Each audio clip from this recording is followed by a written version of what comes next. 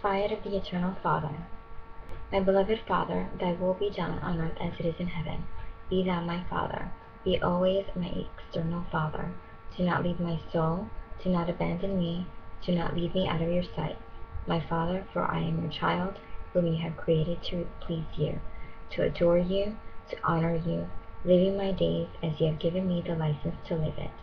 I promise you, you will feel the power of my great love for you, that I will send you a day in and day out. But you have to offer me every day as you get up in the morning that fire.